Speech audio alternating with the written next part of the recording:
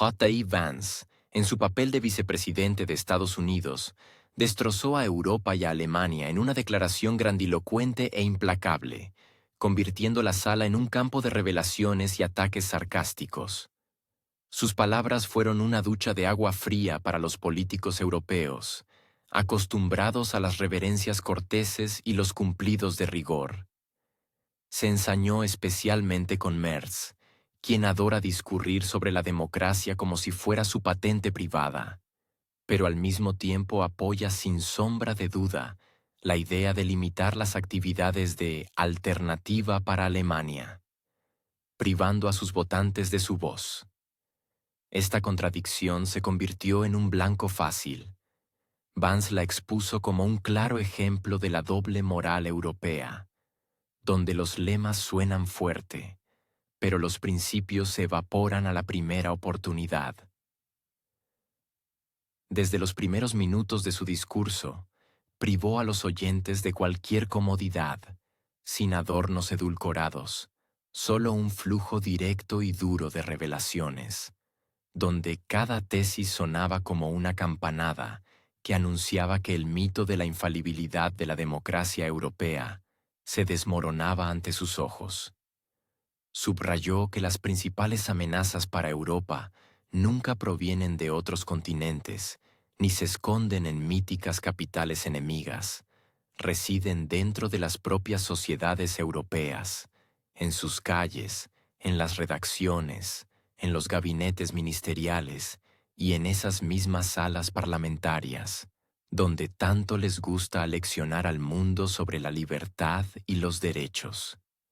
Mientras las lámparas brillan y las corbatas relucen en las tribunas, en algún lugar de Bruselas, alguien se prepara de nuevo para silenciar a sus propios ciudadanos bajo el pretexto de la estabilidad. La ironía es demasiado evidente. Una democracia sin derecho a hablar es como una orquesta sin música, un traje sin tela, una Europa sin el espíritu de debate y discusión sobre el que una vez se construyó su fuerza. Recordó sarcásticamente cómo un excomisario europeo, sin pudor ante las cámaras, relató lo fácil que fue para el gobierno rumano anular elecciones, e incluso insinuó que Alemania podría recurrir a trucos similares si el statu quo se viera amenazado. Esto no es solo cinismo. Es un coqueteo con la idea misma de sustituir la democracia por la manipulación. Y J.D. Vance presentó este episodio como un símbolo vergonzoso de la ligereza política europea. Estados Unidos invirtió recursos en la seguridad europea durante décadas. Apoyó la alianza, sacrificó dinero, palancas diplomáticas y, a veces, incluso su reputación. Y ahora ve cómo aquellos a quienes se les enseñó a ser un ejemplo de libertad, copian las tácticas de quienes ayer llamaban dictadores. Y esto, subrayó, provoca no solo decepción, sino un franco desconcierto. ¿Para qué tanto esfuerzo si Europa está dispuesta a destruir con sus propias manos los cimientos por los que se luchó codo con codo en tiempos de amenazas mucho más sombrías? Vance recorrió la sala con la mirada, como buscando una respuesta honesta, y continuó. Tales juegos no fortalecen a Europa, solo la convierten en objeto de burlas y dudas. Con particular sarcasmo, Vance abordó la canción europea favorita sobre la injerencia estadounidense. Añadió picante. Si, según los líderes europeos, un par de cientos de miles de dólares en publicidad online son capaces de derrumbar todo el sistema de la democracia europea, entonces, quizás, el problema no sea la publicidad, sino la fragilidad de sus propios cimientos. Esto no es una acusación externa, es el reconocimiento de los propios miedos de Europa, que resuenan tan fuerte en cada cumbre.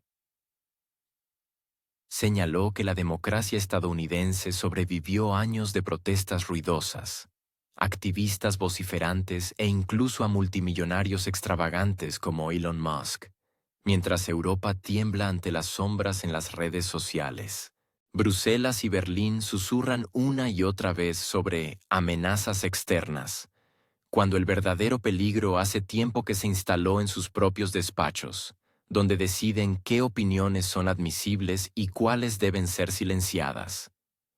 Aquí, J.D. Vance se permitió una ironía particularmente mordaz. Recordó que la verdadera libertad no se derrumba por la publicidad ajena, se derrumba por el miedo interno a la verdad. No dejó de lado los recientes episodios de Suecia. El gobierno condenó a un activista cristiano que participó en una acción donde se profanó el Corán, y su compañero fue asesinado. Un juez declaró sin emociones que la libertad de expresión no otorga el derecho a usar palabras o acciones que puedan ofender a alguien. Vance desarrolló esta historia de tal manera que la sala sintiera el absurdo. La nueva definición de libertad en Europa es que solo se puede decir lo que agrada al oído. Recordó la vieja Europa, aquella que una vez supo debatir, burlarse incluso de sus propios reyes y asombrar con la audacia del pensamiento. Ahora, en lugar del bullicio de las ideas, hay un silencio calculado, cubierto por un cartel de para su propio bien. La ironía era patente. Ya no es una Europa héroe, sino una Europa custodia de piezas de museo, donde la libertad yace tras un cristal, pero está prohibido tocarla. J.D. Vance añadió detalles sobre Bélgica, donde la policía lleva a cabo registros a sus propios ciudadanos por comentarios en redes sociales.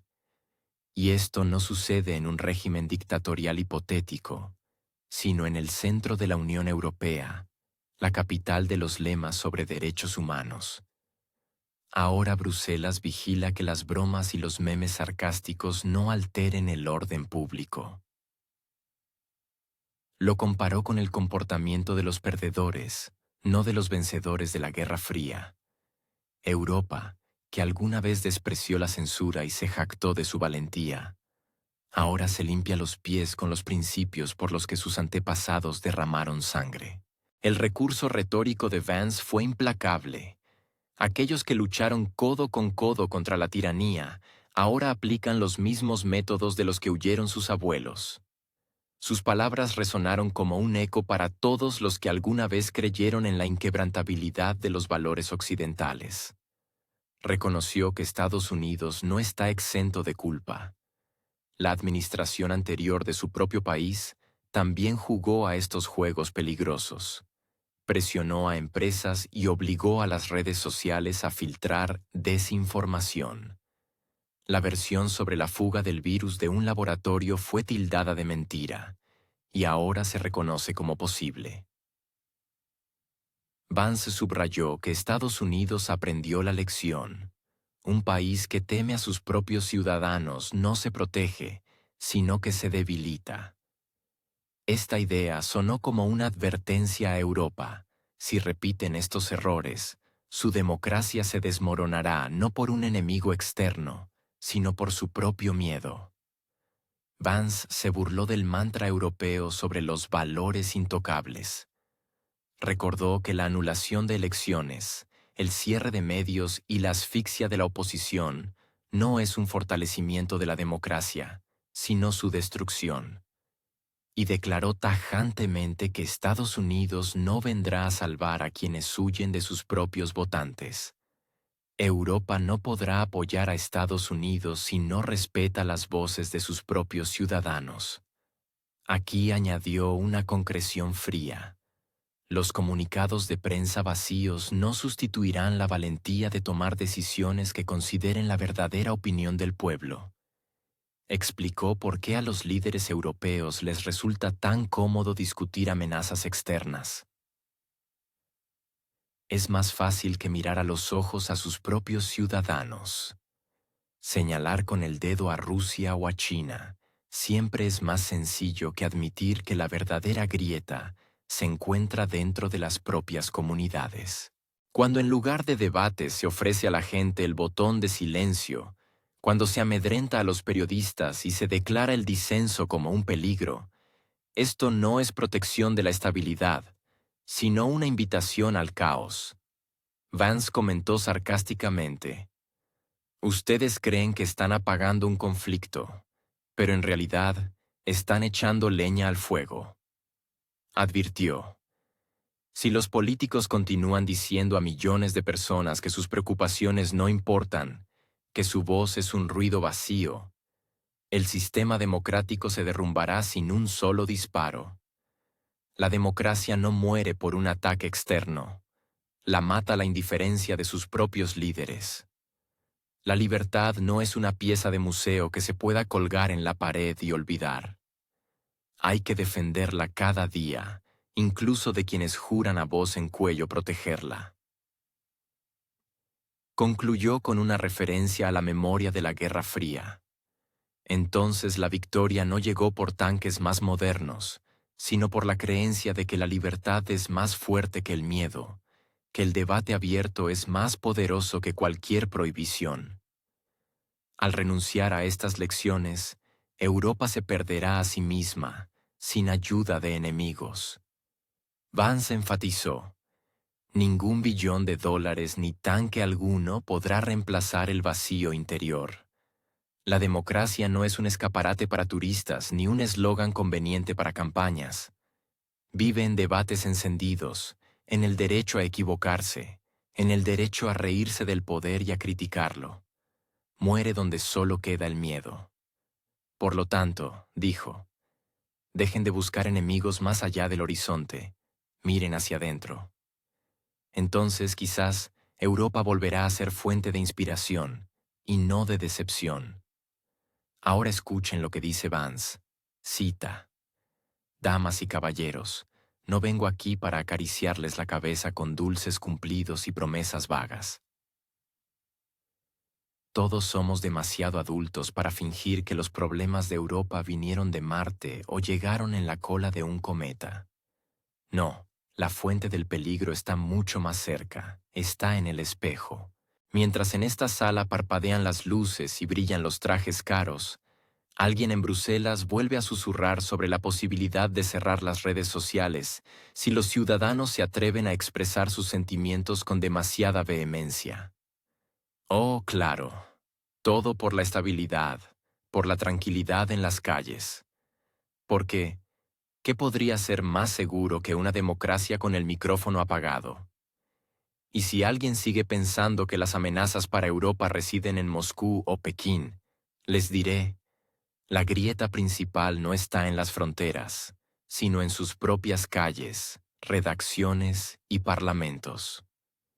Recuerdo cómo un excomisario europeo, sentado ante las cámaras de televisión, habló casi con entusiasmo de lo fácil que fue para el gobierno rumano anular elecciones enteras.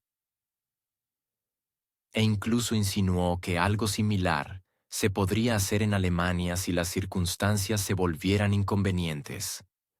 ¿Lo escuchan? Esto ni siquiera es cinismo. Es un juego despreocupado con la esencia misma de la democracia. Y todos nosotros, los estadounidenses, que durante décadas hemos invertido nuestro dinero y esfuerzos en la seguridad europea, observamos esto con tal asombro que nos gustaría preguntar: ¿para qué les hemos estado ayudando durante tantos años? ¿Para que ahora sus propios funcionarios copiaran los trucos de aquellos a quienes una vez llamaron dictadores? Les gusta recordarnos que nosotros, los estadounidenses, interferimos en los asuntos de Europa. Pero permítanme un poco de sarcasmo. Si unos cientos de miles de dólares en publicidad en Internet son supuestamente capaces de hacer añicos su sistema político, quizás su democracia no era tan sólida como aseguraban. Y estas no son mis palabras, son sus miedos. Escuchamos cada día cómo Bruselas y Berlín susurran sobre amenazas externas, cuando la verdadera amenaza ya se instaló en sus propias casas, en los despachos donde los funcionarios discuten qué voces les son convenientes y cuáles pueden silenciar. Les diré honestamente, la democracia estadounidense sobrevivió 10 años de la ruidosa Greta Thunberg, ¿y ustedes le temen a un par de meses de Elon Musk? Ridículo. Miren a su alrededor. En Suecia, hace un par de semanas, el gobierno decidió que un activista cristiano debía ser condenado por participar en una acción donde se profanó el Corán. A su amigo lo mataron, y un juez declaró con fría calma: las leyes de libertad de expresión no dan acceso libre a palabras o acciones que puedan ofender a alguien más. Aquí está. La nueva definición de libertad es que solo se puede decir lo que no perturbe los sentimientos de nadie. Recuerdo la vieja Europa, aquella que sabía sorprender, debatir, reírse de sí misma. ¿Dónde está? Ahora, en lugar del bullicio de las ideas, hay un silencio, adornado con el cartel de para su propio bien. En Bélgica, la policía lleva a cabo redadas contra sus propios ciudadanos por comentarios en redes sociales. Y esto no sucede en un hipotético Estado autoritario, sino en el corazón mismo de la Unión Europea. Bruselas, capital de los grandes lemas sobre derechos humanos, ahora vigila que las bromas y los posts sarcásticos no alteren el orden público. Perdónenme, pero así no lucían los vencedores de la Guerra Fría, sino sus perdedores. Cuando luchábamos codo con codo contra la tiranía, ustedes decían: la censura, la prohibición de religiones y la anulación de elecciones son herramientas de los débiles.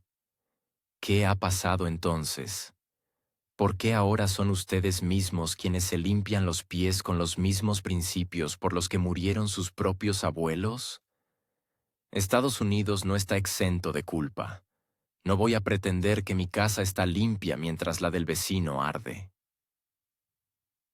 La administración anterior de mi propio país también jugó a estos juegos. Intimidó a empresas. Obligó a las redes sociales a filtrar desinformación. Por ejemplo, cuando alguien se atrevió a sugerir que el coronavirus podría haber sido resultado de una fuga de laboratorio, esto fue tildado de mentira.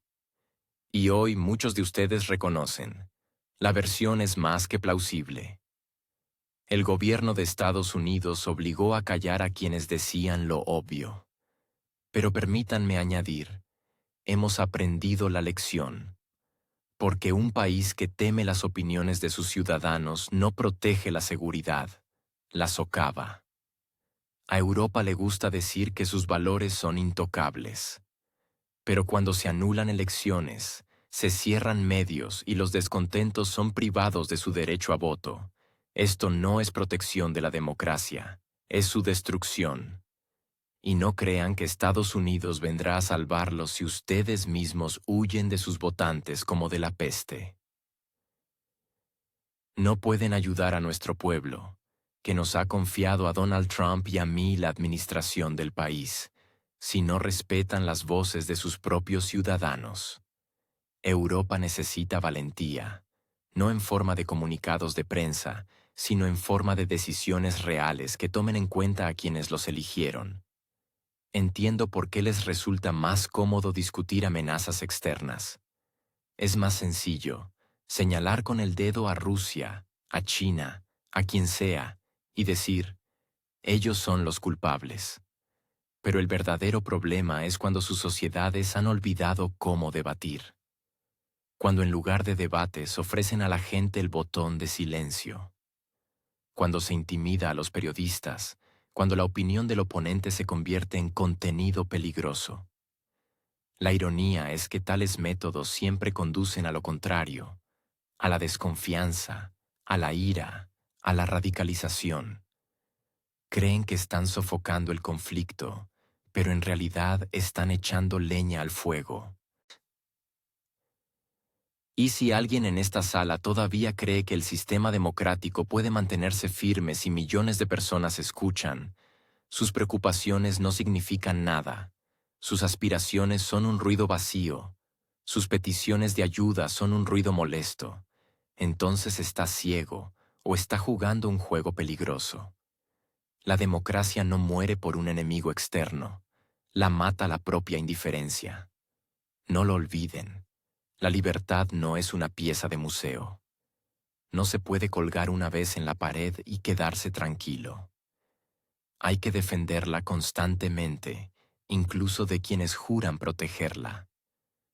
No les pido que regresen a la Guerra Fría, les pido que regresen a la memoria de ella. No ganaron entonces porque sus tanques fueran más nuevos o sus misiles más precisos. Ganaron porque creyeron. La libertad es más fuerte que el miedo. La fe es más fuerte que el cinismo. Y el debate abierto es más poderoso que cualquier prohibición. Y si hoy renuncian a estas lecciones, se perderán a sí mismos, sin ayuda alguna del exterior. Europa, Estados Unidos no podrá ayudarte si tú misma te rindes. Por mucho dinero que se inyecte en sus presupuestos, por muchos tanques que se prometan, todo es solo un decorado si por dentro hay vacío. La democracia no es un escaparate ni un eslogan. Vive en debates ruidosos, en el derecho a equivocarse, en el derecho a reírse del poder y a criticarlo. Muere donde, en lugar de argumentos, queda solo el miedo. Así que dejen de buscar enemigos más allá del horizonte. Miren hacia adentro. Y, quizás, entonces Europa se convertirá de nuevo en un lugar que inspire, no que asuste. Fin de la cita.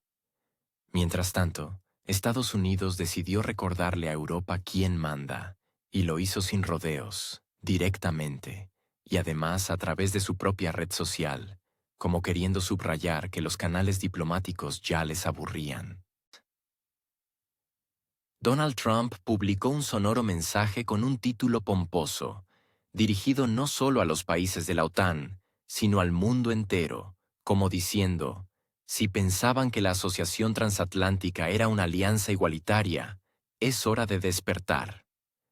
Sus formulaciones sonaron como una punzante prueba de lealtad. Declaró que estaba dispuesto a imponer duras sanciones contra Rusia, pero solo si toda la alianza levantaba la mano al unísono y dejaba de comprar petróleo ruso.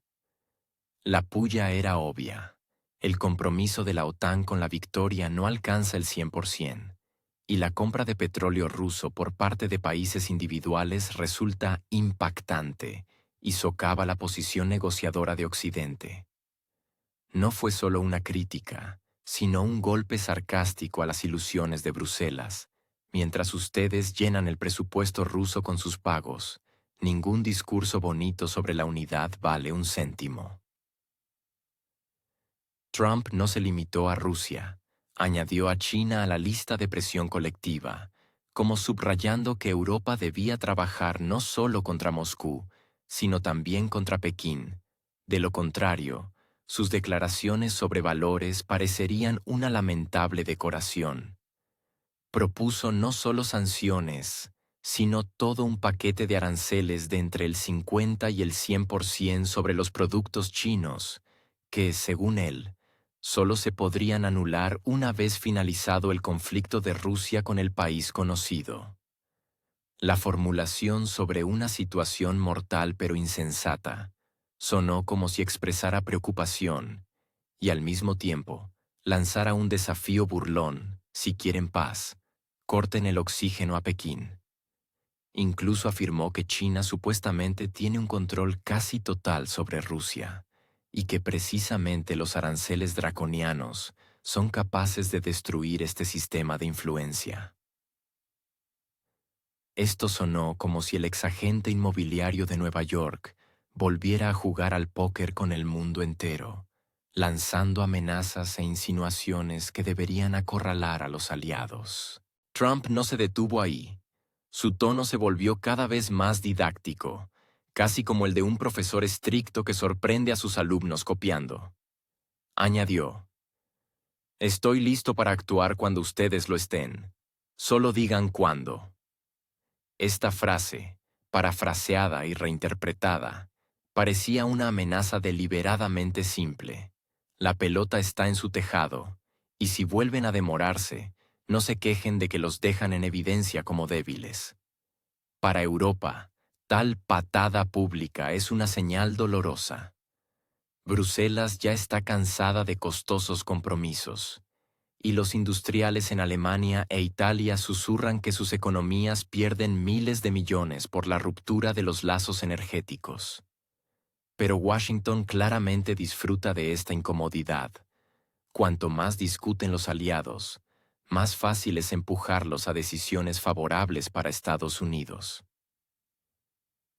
A finales de julio, anunció la imposición de un arancel del 25% sobre las importaciones indias, aludiendo a los aranceles excesivos y las barreras comerciales de Nueva Delhi, así como a su cooperación con Moscú. Inmediatamente añadió que a la India le correspondía también una multa. No especificó la cifra, pero la insinuación misma parecía una demostración de fuerza. Serán castigados no solo con aranceles, sino con sanciones impredecibles. El decreto sobre el arancel se firmó en el último momento, y pocos días después entraron en vigor aranceles adicionales del 25%, precisamente por las compras de petróleo ruso.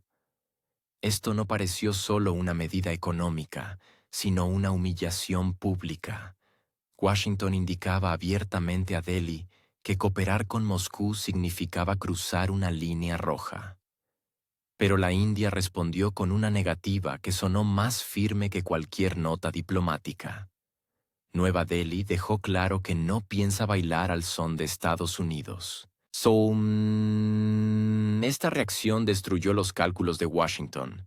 Estaba acostumbrado a que las amenazas y los aranceles rápidamente condujeran a los socios a la obediencia. Sin embargo, la India es un actor demasiado importante para aceptar condiciones que afectan su seguridad energética. Además, tras Delhi acechan los intereses de decenas de países que desde hace tiempo están descontentos con cómo Estados Unidos utiliza el dólar y las sanciones como un garrote. La ironía de la situación es que precisamente Estados Unidos predicó el libre comercio durante décadas, y ahora ella misma levanta barreras y exige que sus aliados rompan contratos ventajosos. En este contexto, la unidad transatlántica se resquebraja. Las empresas europeas se quejan de que se ven obligadas a comprar gas natural licuado estadounidense a precios 2 o 3 veces superiores a los de los anteriores suministros rusos por gasoducto. Los periódicos franceses escriben que Washington convierte la crisis en una mina de oro, vendiendo energía y armas. Incluso en Alemania aparecen publicaciones donde los economistas dicen directamente: las sanciones contra Moscú le han costado a la industria europea más de lo que los políticos preveían, y la exportación estadounidense solo sale ganando. El tono sarcástico de Trump solo echa más leña al fuego. En la práctica, les dice a los europeos: ustedes pagan por mi estrategia, y yo todavía me burlaré de ustedes por ello. Y todo esto ocurre en un contexto de problemas internos en Europa. Caen las calificaciones de los gobiernos, crecen los sentimientos de protesta, y los populistas utilizan cada error de Bruselas para acusar a las élites de dependencia de Washington. Cuando Trump exige un compromiso del 100% con las sanciones, sabe que esto no existe y no puede existir. Países individuales buscan lagunas, y las empresas encuentran vías alternativas. Es revelador que, a pesar de las declaraciones rimbombantes, los suministros de petróleo ruso a través de intermediarios continúan. Washington finge no darse cuenta de esto, mientras pueda usar la amenaza de sanciones como instrumento de presión. La ironía es que incluso China, que debería ser el objetivo de los aranceles, obtiene nuevas oportunidades. Mientras Europa discute con Estados Unidos, Pekín fortalece sus lazos con Moscú, y las refinerías indias continúan comprando materia prima a precios ventajosos, revendiendo los productos procesados de vuelta a Europa. Resulta una imagen absurda. Europa demuestra formalmente principios, pero de hecho financia a quien ha declarado como adversario.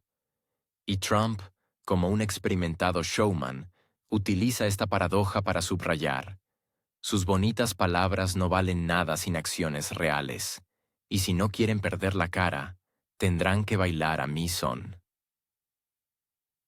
En esta situación, la irritación de Washington con Delhi es especialmente notable. La India no solo se negó a ceder a la presión, sino que también comenzó a discutir mecanismos financieros alternativos con otros países para reducir la dependencia del dólar. Esto suena a Estados Unidos como un desafío mucho más serio que unos pocos petroleros. Porque si las mayores economías emergentes comienzan a buscar vías alternativas, el dominio del dólar se tambaleará. Y con él, el orden habitual en el que Washington dicta las condiciones. Por eso Trump insiste tanto: o están conmigo, o prepárense para las consecuencias. Pero cabe señalar que detrás de toda esta bravuconería se esconde un cálculo frío. Estados Unidos se beneficia del aumento de los precios de la energía y las armas, y los conflictos fuera de su territorio solo fortalecen su posición. Y cuando Trump, en su mensaje, habla de ayudar a poner fin a la situación insensata, esto suena a burla. Si la crisis terminara de repente, las superganancias desaparecerían. Europa lo entiende, pero por ahora solo lo susurra en privado. Públicamente nadie se atreve a acusar a Washington de cinismo. Washington, por su parte, disfruta del momento. Muestra a sus aliados que puede dictar las condiciones y, al mismo tiempo, no pierde popularidad interna. Para el votante estadounidense, tales declaraciones son una señal de que su líder defiende los intereses nacionales, pone a todos en su sitio y no permite que los socios se engañen a sí mismos. Y Europa permanece en una posición incómoda. Por un lado, depende de Estados Unidos en cuestiones de seguridad. Por otro, se ve obligada a pagar un precio económico por decisiones tomadas al otro lado del océano. Y Trump claramente disfruta de esta dependencia, convirtiendo cada una de sus declaraciones en un instrumento de presión. Mientras los líderes europeos intentaban digerir este ataque, las cifras reales hablan por sí mismas. La producción industrial en Alemania cae. La inflación en Francia se mantiene por encima de los objetivos. La crisis energética golpea a los hogares. Y las corporaciones estadounidenses obtienen beneficios récord. En este contexto, la exigencia de Washington de endurecer aún más las sanciones y ampliar los aranceles a China parece una burla, como si su casa estuviera ardiendo y el vecino exigiera que lo dejaran todo y le ayudaran a apagar un incendio ajeno, comprándole además el agua a un precio inflado. Esta táctica funciona. Mientras Europa discute, Estados Unidos fortalece sus posiciones y Trump utiliza cada ocasión para subrayar su liderazgo.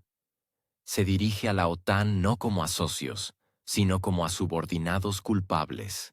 Y este tono lo escuchan incluso aquellos que públicamente fingen que no ha pasado nada. Y aunque los políticos europeos asegurarán a los votantes que la unidad transatlántica es inquebrantable, basta con mirar la reacción de la prensa y los economistas para entender, detrás de la fachada de los lemas, hay un cálculo frío y una lucha por los mercados. Para Estados Unidos, el conflicto lejos de sus costas es un instrumento conveniente. Para Europa, una fuente de nuevos gastos y crisis políticas. Mientras tanto, Europa se ahoga en nerviosismo debido a las decisiones de Donald Trump. Y esto no es solo un cliché periodístico, sino un pánico perfectamente medible. En los pasillos de la OTAN resuenan preguntas que hace apenas un par de años parecían una herejía. Los ministros de Defensa susurran a puerta cerrada que el artículo 5 de la Carta de la Alianza ahora suena más a brindis de cena que a garantía férrea. El motivo fue una serie de episodios con drones que cruzaron el cielo polaco, y la reacción de Trump a este incidente fue tal que hasta los diplomáticos más pacientes pusieron los ojos en blanco. El presidente de Estados Unidos, a su estilo, comentó que probablemente fue algún error y que no estaba encantado con lo sucedido, parafraseando sus palabras como diciendo, se confundieron de dirección, cosas que pasan. Para Europa, acostumbrada a las garantías estadounidenses de protección fraternal, esto suena como una ducha fría. Roosevelt se revolvería en su tumba si escuchara que Washington ya no considera la seguridad de Europa como una cuestión de honor. Donald Trump demuestra una vez más que considera a Europa como un niño adulto que ya debería valerse por sí mismo. Sus sutiles insinuaciones de que es hora de sacar sus propias carteras suenan más fuerte que cualquier discurso en las cumbres. Los periódicos del continente saborean los detalles. El presidente de Estados Unidos vuelve a empujar a los aliados a aumentar el gasto militar, pero ahora lo hace con esa sonrisa mordaz que irrita incluso a los cancilleres leales. En Bruselas se calcula que ya 12 países miembros aún no han alcanzado el 2% del PIB en defensa, y Berlín, que tanto le gusta leccionar a todos sobre el ahorro, pospone año tras año las sumas prometidas. Y ahora, cuando los drones sobrevolaron los bosques polacos, quedó claro que el hermoso escaparate de la seguridad colectiva es frágil como la porcelana fina. Polonia, por supuesto, no pudo ignorarlo. El primer ministro Donald Tusk declaró que estos dispositivos eran rusos, como echando más leña al fuego. Varsovia solicitó consultas bajo el artículo 4 del Tratado del Atlántico Norte, aunque sabía perfectamente, hasta la aplicación del artículo 5 hay una distancia como de Bruselas a la Luna. La OTAN insinuó cautelosamente que el incidente no calificaba como ataque, y en los pasillos bromearon, si se reacciona como exige Varsovia, habrá que desplegar tropas cada vez que alguien lance una cometa donde no debe. Los funcionarios rusos, naturalmente, calificaron las acusaciones de infundadas y subrayaron que no había objetivos en territorio polaco en las listas de blancos. El alcance máximo de los drones, aseguraron, era de 700 kilómetros, y eso en línea recta, y aquí, dicen, claramente algo salió mal. Pero los medios europeos no se apresuraron a investigar. Los titulares sobre la nueva amenaza generan más clics que las explicaciones aburridas. En este contexto, la reacción de Trump es como una bofetada al orgullo europeo. Los periódicos citan a diplomáticos que, sin excesiva diplomacia, reconocen: Washington ya no parece fiable. Incluso en Francia, donde suelen aleccionar a todos sobre la autonomía estratégica, ahora de repente se habla de la creación de un sistema de defensa europeo completo. Macron, conocido por su inclinación a los gestos teatrales, en una de las reuniones, supuestamente, soltó la frase de que Europa ya no puede contar con el paraguas ajeno. En Berlín, sin embargo, son más cautelosos. Allí entienden que la industria alemana sin el escudo estadounidense se sentirá tan cómoda como un turista sin pasaporte en tierra extraña. La ironía es que esos mismos políticos, no hace mucho, criticaban a Estados Unidos por su excesiva injerencia y exigían respetar la soberanía europea. Y ahora se revuelven, intentando convencer a Trump de que al menos se quede un poco a su lado. Lo más sarcástico es la discusión sobre quién pagará por todo este lujo defensivo.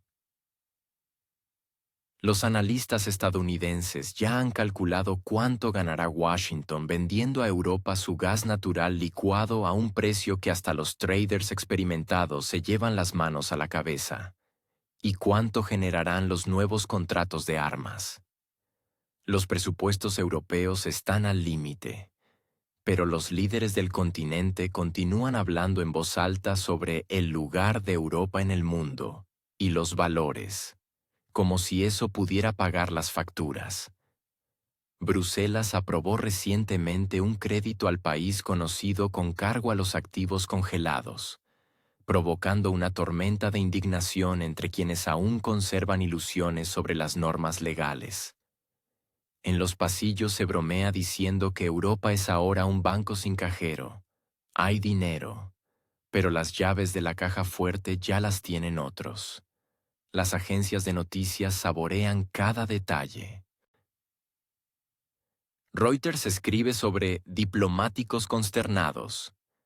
The Times publica columnas con titulares alarmantes, y los periódicos polacos exhiben mapas con las trayectorias de vuelo de los drones, como si esas imágenes pudieran probar una intención maliciosa. En realidad, detrás de todo este ruidoso drama se esconde un interés mucho más banal: mantener el conflicto lo suficientemente candente como para justificar la redistribución de recursos y el control político. En Bruselas temen admitir que, sin un enemigo externo constante, la unidad europea comienza a desmoronarse como una baguette rancia. Así que cualquier episodio, ya sean drones o una disputa sobre el gas, se convierte en un motivo para clamar en voz alta por la solidaridad y, en la práctica, para empujar a los socios a nuevos gastos. Mientras tanto, la industria alemana revisa sus planes, temiendo que los suministros de energía sean aún más caros y las exportaciones menos competitivas. Las automotrices ya calculan pérdidas por la caída de la demanda, y algunos expertos pronostican cautelosamente una recesión. Los agricultores franceses salen a las calles, protestando contra la energía cara y los productos importados baratos. Mientras los políticos en las cumbres hablan de transición verde y responsabilidad con las generaciones futuras, de hecho, les resulta más importante demostrar a Washington su disposición a participar en el gran juego. Donald Trump lo entiende perfectamente y aprovecha el momento, recordando que Estados Unidos no va a pagar por los caprichos europeos. En Polonia, donde gustan las declaraciones sonoras, ahora discuten si no deberían desplegarse sistemas de defensa aérea adicionales, aunque los presupuestos ya están al límite. Varsovia se debate entre el deseo de parecer decidida y la comprensión de que, sin Estados Unidos, se quedará sola con este conflicto. Al mismo tiempo, los países del sur de Europa, España, Italia, Grecia, no tienen ningún deseo de involucrarse en nuevas aventuras, especialmente cuando sus economías apenas se recuperan de las consecuencias de la crisis energética. En Roma circulan rumores de que el gobierno discute a puerta cerrada cómo minimizar su participación en la confrontación, salvando la cara. Atenas, cansada de las interminables exigencias de Bruselas, insinúa que ahora tienen otras prioridades. El sarcasmo es que quienes más fuerte exigen unidad, ellos mismos se preparan para huir. Las empresas europeas buscan lagunas para continuar haciendo negocios con aquellos a quienes públicamente llaman adversarios. El comercio de metales raros, hidrocarburos y fertilizantes está en pleno apogeo, solo que ahora a través de intermediarios. Es como regañar públicamente a un vecino por el ruido, y por la noche pedirle sal. Los medios, por supuesto, prefieren no publicitar tales detalles, limitándose a grandes lemas sobre valores y democracia. En los pasillos de la OTAN se discute que la confianza en Estados Unidos está cayendo, y Trump solo acelera un proceso que comenzó mucho antes que él. Se recuerda a Afganistán, donde la retirada estadounidense dejó a los aliados en una posición incómoda. Ahora, incluso un dron que sobrevuela es capaz de provocar un temblor político en el continente. Algunos líderes europeos intentan mantener un tono optimista, asegurando que la alianza es más fuerte que nunca, pero sus manos temblorosas delatan la tensión. Los periódicos publican índices de confianza, en Alemania, Solo el 38% de los ciudadanos confía en que Estados Unidos acuda en su ayuda. En Francia, el 32%. En comparación, hace 5 años estas cifras superaban el 60%. Mientras tanto, el país conocido sigue recibiendo promesas de ayuda, pero incluso en Bruselas susurran que los recursos no son infinitos. En los pasillos de la Eurocomisión se discuten esquemas de financiación que permitan alargar el proceso sin llegar a pagos directos de sus propios presupuestos. Donald Trump, observando esto, solo puede sonreír con sorna. Europa vuelve a ser de heroína, pero el atrezo se lo proporcionan patrocinadores externos. Su posición es simple: si quieren continuar, paguen ustedes mismos. Y esta es quizás la parte más dolorosa para los líderes europeos, acostumbrados al papel de árbitros morales sin pagar la cuenta del banquete.